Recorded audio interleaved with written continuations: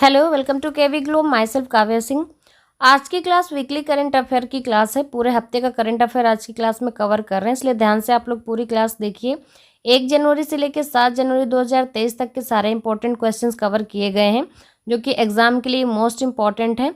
कम time में पूरे हफ्ते का निचोड़ है करंट अफेयर का, जो कि मोस्ट इंपॉर्टेंट टॉपिक है, सारे कवर किए गए हैं। तो ध्यान से आप लोग पूरी क्लास देखिए। क्लास स्टार्ट करने से पहले आपके लिए एक क्वेश्चन है, सुप्रीम कोर्ट के जजों की संख्या को कौन बदल सकता है? यानी कि जो सुप्रीम कोर्ट के जज होते हैं उनको कौन बढ़ा घटा सकता है, इनकी संख्या को कौन बदल सकता है?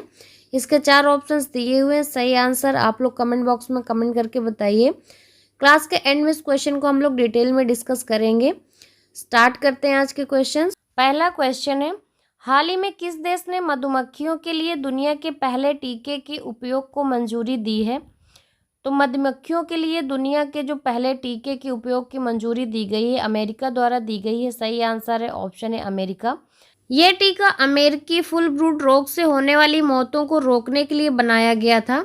United states department of agriculture ने बायोटेक कंपनी डॉलन एनिमल हेल्थ द्वारा विकसित मधुमक्खियों के लिए दुनिया के पहले टीके के लिए लाइसेंस दिया है। यह टीका शुरू में वाणिज्यिक मधुमक्खी पालकों के लिए उपलब्ध होगा और इसका जो उद्देश्य है बैक्टीरियम पेनिबैसिलस लार्वा के कारण होने वाली अमेरिकी फुल ब्रूड बीमारी से बचाव करना है। यह रोग पित्ती को कमजोर कर सकता है और मार सकता है। अमेरिका के कुछ हिस्सों में 1/4 पित्ती संक्रमित भी पाए गए हैं। नेक्स्ट, भारत हाल ही में किस देश को पीछे छोड़कर वैश्विक स्तर पर तीसरा सबसे बड़ा ऑटो बाजार बना है? तो सबसे बड़ा ऑटो बाजार बना है भारत, जापान को पीछे छोड़कर। सही आंसर है ऑप्शन सी। अगर क्वेश्चन आता है आपका कि भारत वैश्विक स्तर पर कौन सा ऑटो बाजार बना, किस स्थान पर है, तो तीसरा सबसे बड़ा ऑटो बाजार बना है वैश्विक स्तर पर। भारत का तीसरा स्थान है, जापान को पीछे छोड़ा है भारत ने। निक्केई एशिया की एक रिपोर्ट के अनुसार भारत ने जो पिछले साल गाड़ियों की बिक्री में जापान को पीछे छोड़ा, यानी कि 2022 में, और दुनिया का तीसरा सबसे बड़ा ऑटो बाजार बना है। इस लिस्ट में चीन सबसे ऊपर है, जबकि दूसरे स्थान पर अमेरिका है। नेक्स्ट, किस राज्य सरकार ने हाल ही में 2022-23 के लिए अपने सर्वोच्च नागरिक पुरस्कारों की घोषणा की है?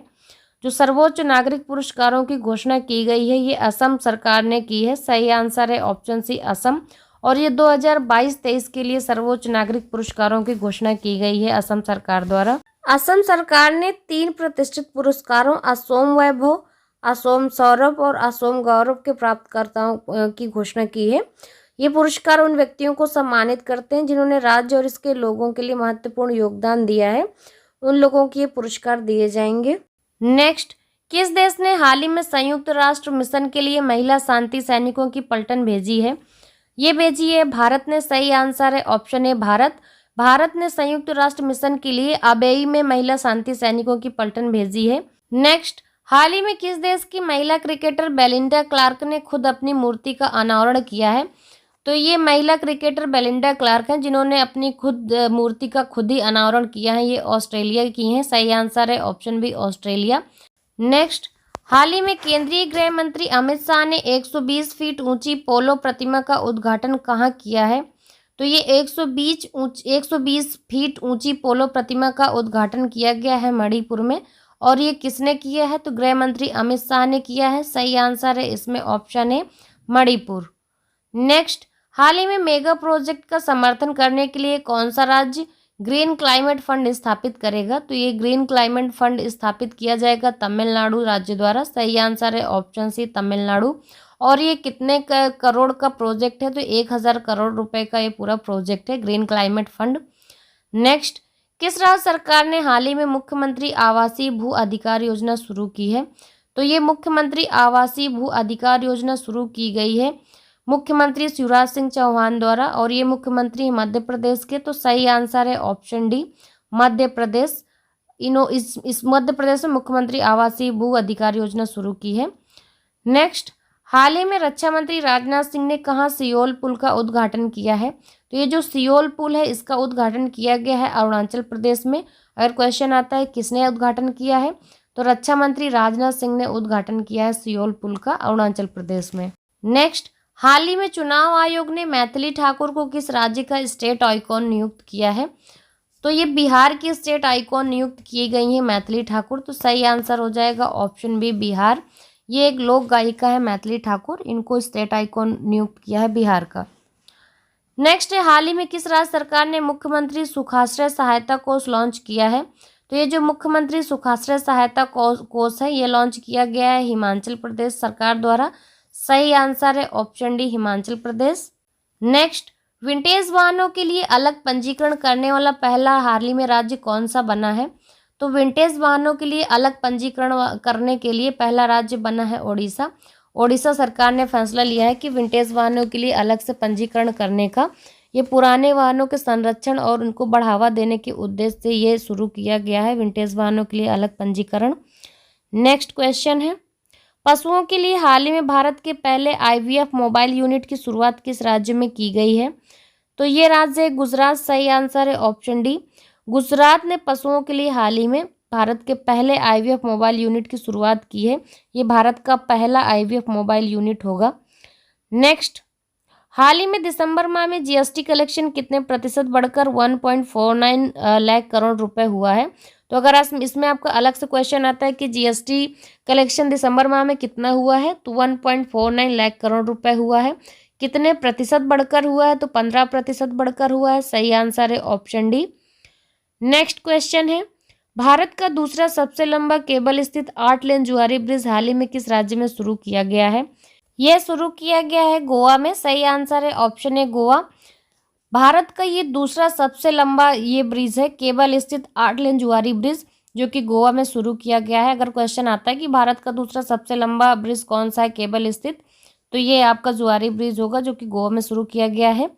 नेक्स्ट, किस राज्य में मतदान प्रतिशत 90 से अधिक करने के लिए हाल ही में चुनाव आयोग ने मिशन 929 लॉन्च किया है? तो ये जो मिशन 929 है, ये लॉन्च किया गया है त्रिपुरा में। सही आंसर है ऑप्शन बी त्रिपुरा। और ये क्यों लॉन्च किया गया है मिशन, तो क्वेश्चन में ही आपका दिया हुआ है कि जो वहाँ की वोटिंग है यानी कि मतदान है, वो 90% से अधिक करने के लिए ये चुनाव आयोग ने मिशन लॉन्च किया है। नेक्स्ट क्वेश्चन है, हाल ही में लक्ष्मी सिंह किस राज्य की पहली महिला पुलिस कमिश्नर बनी है? तो लक्ष्मी सिंह ये उत्तर प्रदेश की पहली महिला पुलिस कमिश्नर बनी है। सही आंसर है option A Uttar Pradesh. Next, हाल ही में किस राज्य में नीम के पेड़ों की पत्तियां डाईबैक रोग से प्रभावित पाई गई हैं?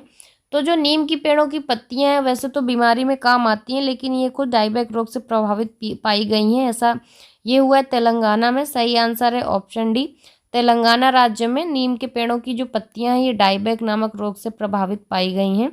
नेक्स्ट क्वेश्चन है, किस देश की सरकार ने हाल ही में स्पोर्ट्स को मल्टी स्पोर्ट्स इवेंट्स के हिस्से के रूप में मान्यता दी है? तो इसका सही आंसर है ऑप्शन बी भारत। भारत ने ऑनलाइन गेमिंग को मल्टी स्पोर्ट्स इवेंट्स के हिस्से के रूप में मान्यता दे दी है। तो यानी कि भारत ने स्पोर्ट्स को मल्टी स्पोर्ट्स इवेंट्स के हिस्से के रूप में मान्यता दी है। अब जो स्पोर्ट्स कैटेगरी में ऑनलाइन गेमिंग ऐड हो जाएगा। नेक्स्ट क्वेश्चन है, किस देश ने हाल ही में प्राइस कैप का इस्तेमाल करने वाले देशों पर तेल आपूर्ति पर रोक लगाई है? तो जो देश प्राइस कैप का इस्तेमाल करते हैं उन देशों पर तेल आपूर्ति पर रोक लगाई गई है। ये रोक लगाई है रूस ने। सही आंसर हो जाएगा ऑप्शन ए रूस। रूस द्वारा प्राइस कैप का इस्तेमाल करने वाले देशों पर तेल आपूर्ति पर रोक लगाई गई है। Next, New York film critics circle में बेस्ट डायरेक्टर का अवार्ड किसने जीता है? तो ये जो न्यूयॉर्क फिल्म क्रिटिक्स सर्कल था, इसमें बेस्ट डायरेक्टर का अवार्ड जीता है SS राजामौली ने। सही आंसर हो जाएगा ऑप्शन सी। इन्होंने जो फिल्म आई थी इनकी RRR, उसके लिए ये अवार्ड जीता है। इन्होंने कई अवार्ड जीते हैं इस फिल्म के लिए। नेक्स्ट क्वेश्चन है, 17वां प्रवासी भारतीय दिवस किस शहर में आयोजित किया जाएगा? तो ये जो प्रवासी भारतीय दिवस इस बार आने वाला है, ये 17वां प्रवासी भारतीय दिवस होगा और ये आयोजित किया जाएगा इंदौर में। सही आंसर हो जाएगा ऑप्शन ए इंदौर। अगर शहर पूछा जाता है तो इंदौर, अगर राज्य पूछते हैं किस राज्य में किया जाएगा तो मध्य प्रदेश के इंदौर में किया जाएगा। राज्य मध्य प्रदेश है। नेक्स्ट क्वेश्चन है, किस राज्य या केंद्र शासित प्रदेश में बेली सस्पेंशन का उद्घाटन किया गया है? तो जो बेली सस्पेंशन ब्रिज है इसका उद्घाटन किया गया है जम्मू और कश्मीर में। सही आंसर हो जाएगा ऑप्शन बी जम्मू कश्मीर। तो जम्मू कश्मीर में बेली सस्पेंशन ब्रिज का उद्घाटन हाल ही में हुआ है। उद्घाटन किसने किया है? तो रक्षा मंत्री राजनाथ सिंह द्वारा किया गया है। नेक्स्ट क्वेश्चन है, एनटीपीसी ने ग्रीन हाइड्रोजन ब्लेंडिंग प्रोजेक्ट की शुरुआत किस राज्य में की है? तो ये जो ग्रीन हाइड्रोजन ब्लेंडिंग प्रोजेक्ट की शुरुआत की गई है, किसके द्वारा की गई है? अगर ये क्वेश्चन आता है तो एनटीपीसी द्वारा की गई है। किस राज्य में एनटीपीसी ने इसकी शुरुआत की है? तो ये की है गुजरात में। सही आंसर हो जाएगा option A Gujarat. Next question है, सियाचिन बैटलफील्ड में तैनात होने वाली भारत की पहली महिला आर्मी ऑफिसर कौन है? ये है कैप्टन शिवा चौहान। सही आंसर हो जाएगा option D. Captain Shiva Chauhan Bharat की पहली महिला आर्मी ऑफिसर हैं जो कि सियाचिन बैटलफील्ड में तैनात की गई हैं। ये विश्व की सबसे ऊंची बैटलफील्ड है। नेक्स्ट क्वेश्चन है, कौन सा राज्य दुनिया के सबसे बड़े ओपन एयर थिएटर धनु यात्रा उत्सव का आयोजन करता है? तो ये जो उत्सव होता है धनु यात्रा, ये दुनिया का सबसे बड़ा ओपन एयर थिएटर होता है। तो अगर क्वेश्चन आता है कि दुनिया का सबसे बड़ा ओपन एयर थिएटर कौन सा होता है, तो धनु यात्रा है। इसका आयोजन कौन करता है? तो ये करता है ओडिशा। सही आंसर है ऑप्शन बी। क्लास के स्टार्टिंग में आपसे क्वेश्चन पूछा था कि सुप्रीम कोर्ट के जजों की संख्या को कौन बदल सकता है? तो जो सुप्रीम कोर्ट के जजों की संख्या को बदल सकता है वो है संसद, यानी कि कानून द्वारा संसद बदल सकती है। तो इसका सही आंसर है ऑप्शन बी, क्योंकि संसद को कानून बनाने का अधिकार है और संसद कानून द्वारा जजों की संख्या को बदल सकता है। स्टार्टिंग में सुप्रीम कोर्ट में 7 जज थे।